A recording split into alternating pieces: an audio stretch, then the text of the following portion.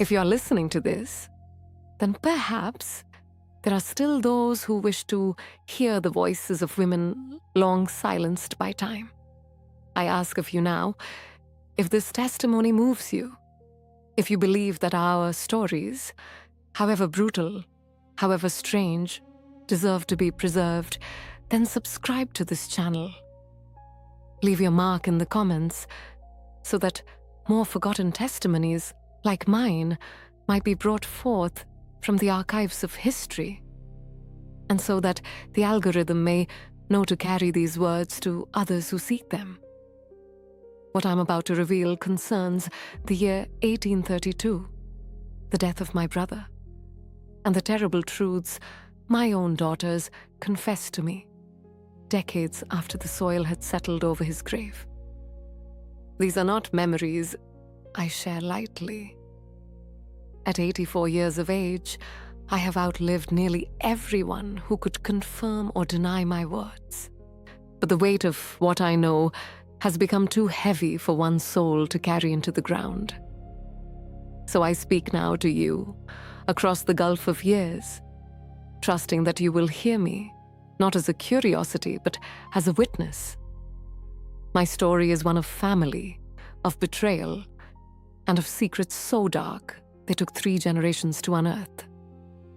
Listen closely, if you have the courage. This is not a tale for the faint of heart, nor is it a romance of suffering. It is simply the truth, finally spoken. My name is Abigail Holt Thorne. I was born on the 14th day of March in the year 1805 in the township of Millbrook, Massachusetts, in a house that stood at the junction of the Post Road and the creek that powered the grist mill. I am now 84 years old, and I have lived to see the century turn toward its next act, though I suspect I shall not witness its conclusion. For 6 decades, I have carried a silence that was not of my own making, a silence constructed by those who loved me, or who claimed to love me, to shield me from the full weight of what occurred in the winter of 1832. I believed for most of my life that I was a woman who understood the contours of her own existence, the work, the losses, the modest victories, the slow erosion of hope that accompanies long years of labor. I was mistaken. I was, as it happens, the last to know the truth about my own blood, and that ignorance which I once mistook for peace now seems to me a kind of violence in retrospect. My father, Thomas Holt, was a wheelwright by trade, a man whose hands knew the grain of oak and ash better than the texture of his own children's hair. My mother, Sarah, bore 6 children, of whom 3 survived past infancy. I was the second child and the first daughter, arriving 4 years after my brother Samuel, who was born in 1801. Samuel was the axis upon which our household turned, not because he was loved more, though perhaps he was, but because he was necessary. He was the heir to my father's tools and reputation, the carrier of the name, the one whose labor would eventually support the household as my father's back bent and his eyes dimmed. I understood this hierarchy before I could articulate it. It was present in the way my mother fed him first from the pot, in the way my father spoke to him in the workshop while I was sent to gather kindling or draw water. I did not resent Samuel for his privilege.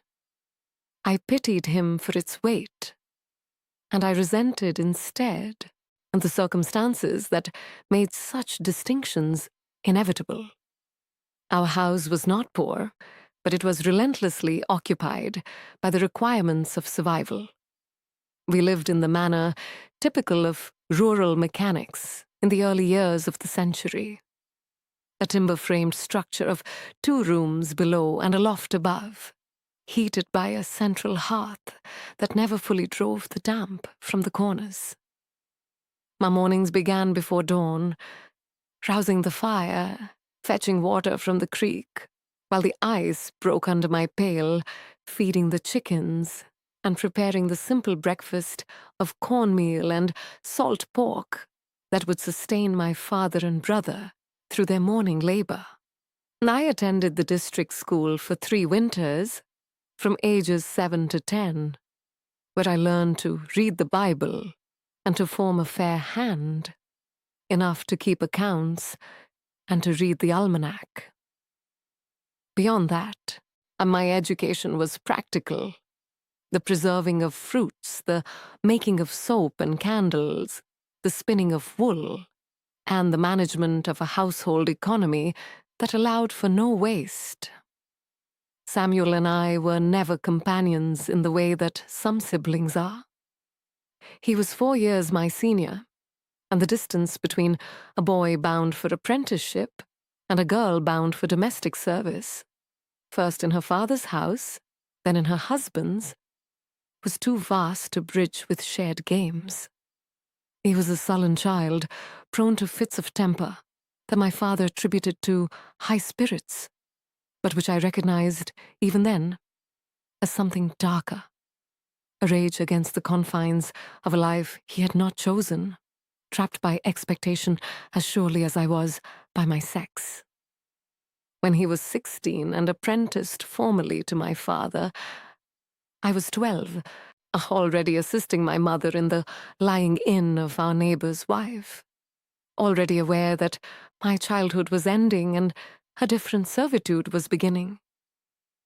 I married Josiah Thorne in the autumn of 1828, when I was 23 years old.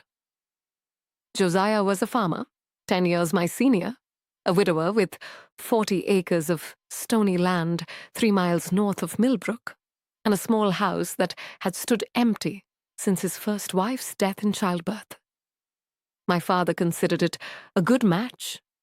Josiah was sober, industrious, and possessed of a team of oxen and a reliable spring. I considered it an escape, though I would not have dared to name it such at the time. I moved to the Thorne farm in November of that year, carrying with me a dowry of linens, a chest of household goods, and the certain knowledge that I was exchanging one form of work for another, and with the added complexity of marital duty. The first years of my marriage were marked by the particular loneliness of farm life, broken only by the seasonal gatherings of the community and the quarterly visits to my parents' house. Josiah was not a cruel man, but he was a silent one, absorbed in the struggle to coax crops from the thin New England soil. I bore my first child, Alice, in July of 1829, and my second, Clara, in February of 1831. The confinements were difficult. The second nearly took my life, and I was slow to recover, lying in my bed for 6 weeks, while the neighbor women tended to the infant, and the farm threatened to slide into disorder for want of a woman's management. By the winter of 1832, I was 26 years old, the mother of 2 daughters under 3 years of age, and thoroughly occupied with the exhausting, repetitive labor of keeping a household alive through the cold months, the washing, the mending, the nursing of children, through the croup and the ache, the preservation of food against the threat of famine. Samuel remained unmarried in 1832, still working in my father's shop, though there were rumors of an attachment to a girl in the village whose father disapproved of the match due to Samuel's increasing reputation for instability. I saw him infrequently during those years. When I visited my parents' house, which I did perhaps once a month, despite the difficulty of travel with small children, I found him changed. He had grown thin, with the nervous habit of rubbing his hands together, as if washing them, and he would start at sudden noises. My mother fretted, Had my father grumbled about modern nerves, and I, exhausted by my own responsibilities, attributed his decline to the disappointment of his failed courtship or the pressure of the trade. I did not press him for details. I had my own concerns. My daughters were fragile, the winter was severe, and Josiah had developed a cough that would not abate. I believed, in my youth and my distraction, that Samuel's troubles were his own, separate from the sphere of my concerns. I believed that the boundary between his life and mine was fixed and immutable, maintained by the natural order of things. I was wrong about that, as I have been wrong about so much. The boundary was never solid. It was a membrane, permeable and thin, and in February of 1832, it would tear completely, allowing the contamination of his destruction to flow into the center of my life, where it would pool and stagnate for decades, awaiting the moment when my own daughters, those innocent babes I was then nursing, would grow into women, with eyes sharp enough to see what I had refused to look at, and tongues eventually brave enough, or perhaps merely tired enough, to tell me what they had known all along. The frost in February of that year was of a severity I had not witnessed since childhood, turning the roads to iron and the breath of the oxen into clouds of ice that settled upon their backs like mantles of wool. I remember the specific quality of the silence on the morning that the news arrived. It was not the silence of peace, but of held breath. The world arrested in a suspension so complete that the cawing of the single crow overhead seemed a violation. Josiah had risen before me to tend to the fire, and when I descended the ladder from the loft, with Clara heavy in my arms and Alice clinging to my skirts, I found him standing at the threshold with his coat half-buttoned, staring at the figure of our neighbor, Elias Peck, who had come up the lane on his sleigh without my hearing the bells. Elias did not step inside. He remained on the doorstep, his beard white with frozen breath and his eyes avoiding mine with a deliberateness that felt immediately like guilt, though for what I could not imagine. He spoke to Josiah in a voice lowered to a register meant to exclude women and children. But I heard the words, nonetheless. Words that made no sense at first. Like so alien were they to the realm of possibility I had constructed for my life. Samuel was found, frozen, in the creek woods, 300 yards from my father's workshop, having left the house in the night without coat or boots, wearing only his shirt and breeches. They said it was an accident. They said he must have been walking in his sleep, or that he had gone to relieve himself and lost his bearings in the snow, or that he had slipped in his mind as one might slip upon ice. I did not believe them, even as the shock spread through my limbs with a cold that mirrored my brother's final sensations. I knew that men did not walk into February forests in their sleep, without waking at the bite of the wind. I knew that my brother, for all his strangeness, had known those woods since infancy, every tree and stone memorized by the cartography of childhood play. But I was a nursing mother, still weak from Clara's difficult birth a year prior, and I was expected to receive bad news, as women were taught to receive it.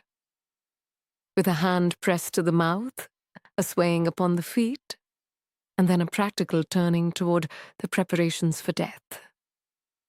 I traveled to my parents' house that afternoon, wrapped in furs, with my daughters bundled beside me in the sleigh.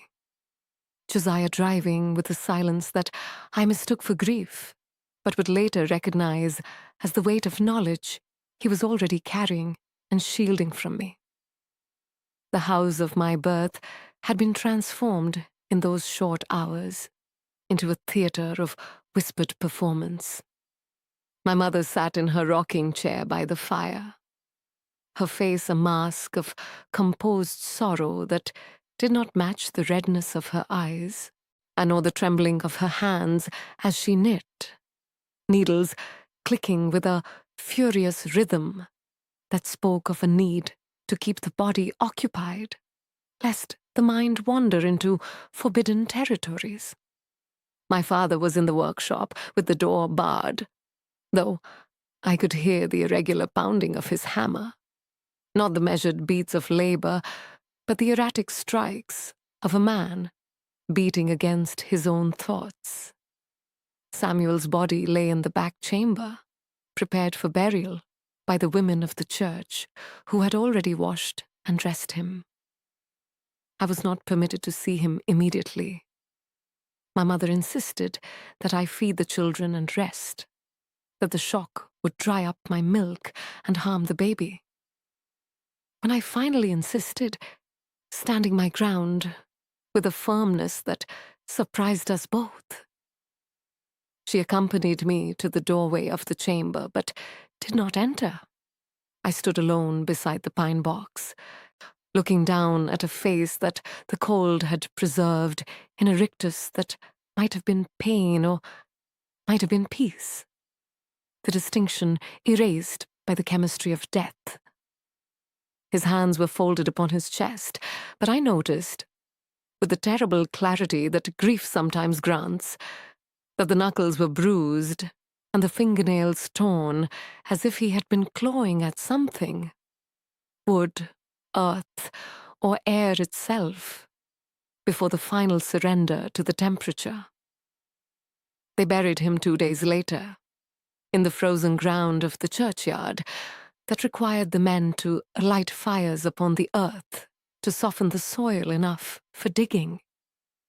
The service was brief. The minister spoke of accidental death and the mysterious ways of providence, his eyes scanning the congregation with a look I would later understand as discomfort, and as if he were reciting lines from a play in which he did not believe the plot. My father stood like a stone effigy. My mother wept with a soundless, tearing motion of her shoulders that seemed to be tearing her apart from within. I stood between them, holding Alice by one hand and Clara wrapped in my other arm, conscious of the glances that passed between the older women like currents of electricity, glances that touched upon me, then slid away with the speed of something forbidden. In the weeks that followed, as I returned to my own farm to resume the interrupted rhythms of survival, I became aware of a texture to the silence surrounding Samuel's death that was unlike the normal quiet of grief.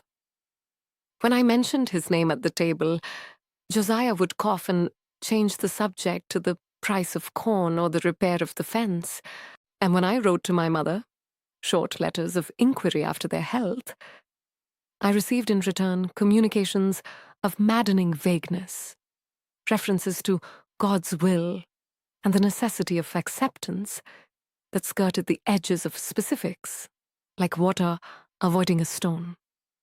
My daughters, then too young for speech, beyond the naming of objects, began to exhibit behaviors that I attributed to the displacement of routine. Alice developed a habit of waking in the night with screams that ceased the moment I touched her, her eyes wide and staring at corners of the room where nothing stood.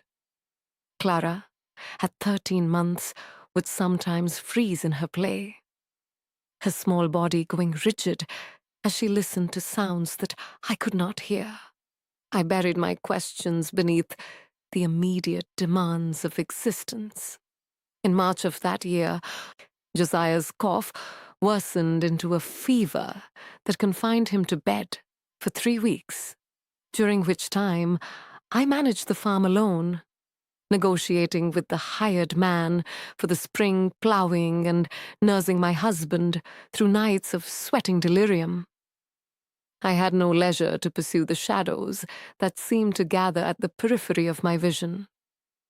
Letters burned in the kitchen fire before I could read them. Hushed conversations that ceased when I entered my parents' house. The discovery of Samuel's toolbox, buried not in the workshop where it belonged, but in the muck of the barnyard, as if someone had wished to destroy the evidence of his trade, along with the man himself. By summer, when the thaw came and the world resumed its color, I had learned to stop asking. The silence had become a solid thing, a wall constructed brick by those who loved me, or who claimed protection of me, until it formed a chamber in which I lived, separate from the truth of my own brother's ending.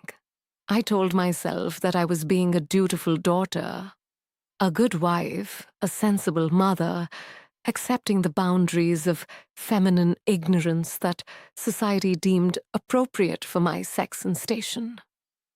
I told myself that Samuel had been unstable, that his death was a tragedy of mental wandering, that the details did not matter against the finality of the grave.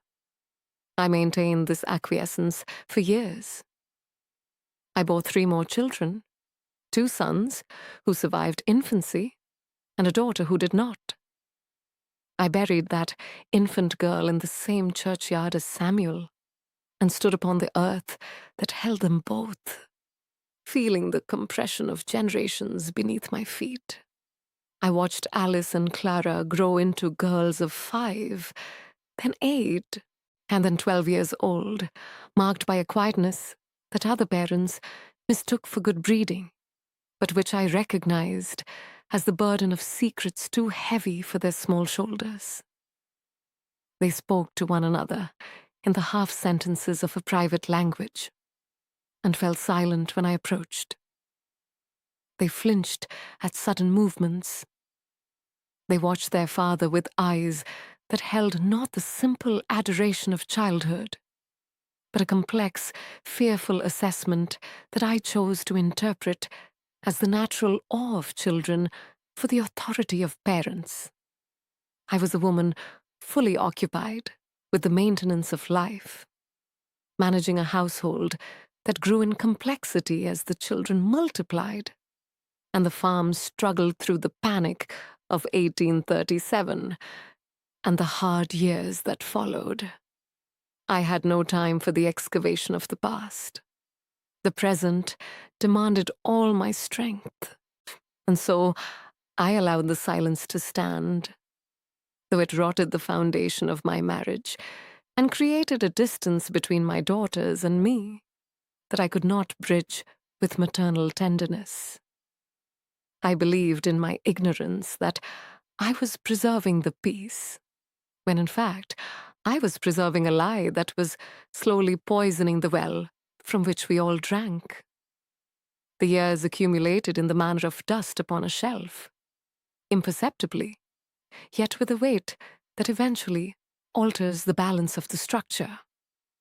By 1845, Alice was 16 and Clara 15, both possessed of the tall, angular frames of their father and the nervous intensity of their uncle, though I did not then recognize the inheritance. They had become skilled in the arts of silence, moving through the house with the quiet efficiency of women twice their age, their eyes meeting across the supper table with a communion that excluded me as thoroughly as if I had been a stranger, lodged in their midst. I attributed this distance to the natural separation of daughters from mothers as they approached womanhood, the turning of the child toward independence. But there were signs I chose to ignore. The way they would freeze when Samuel's name arose in casual conversation, the peculiar manner in which Clara would rub her knuckles when agitated, mimicking unconsciously, the gesture I had observed in my brother's final years. They avoided the creek woods with a consistency that seemed beyond mere preference, developing elaborate routes to the church and the neighbors that added half-miles to their journeys, rather than past the copse where he was found. In the winter of 1846, and when Josiah lay dying of the consumption that had gnawed at him for years, I sent the girls to stay with my parents, believing the presence of death in the house too morbid for their young constitutions. They remained there for 6 weeks, returning with a changed quality about them, a heaviness, as if they had aged decades in that short absence. Alice took to wearing her hair in severe plaits, pulled so tight they lifted her eyebrows, and she began to attend church with a fervency that bordered on penitence. Clara grew thin, refusing meals with a politeness that precluded argument.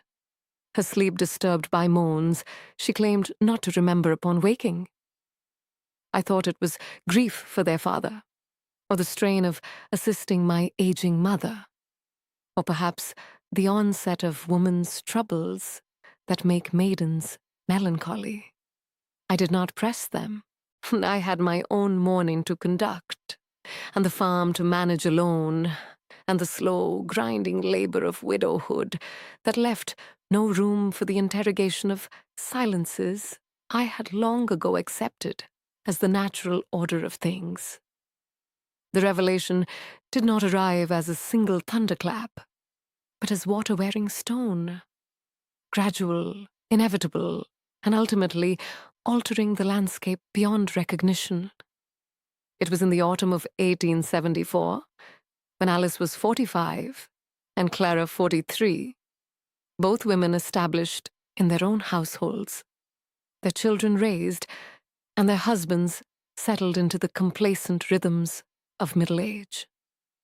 We were gathered in my parlor, a room I had not changed since Josiah's death, still papered with the blue sprigs he had chosen in our first year of marriage. The fire was low. The afternoon light fell through the western window with the particular slant that makes objects appear both sharper and more distant than they are. Alice had been reading from a letter regarding the sale of my father's old property, the workshop and house long empty since my parents' deaths. She stopped mid-sentence, her finger frozen upon the page, and looked at her sister with an expression I had not seen since they were girls. That look of mutual determination, mixed with dread. Clara set down her teacup with a precision that made the china ring like a bell. "Mother," Alice said, "there is something you must be told, though we have kept it from you for 40 years under the impression of protection, which we now recognize as a species of cruelty.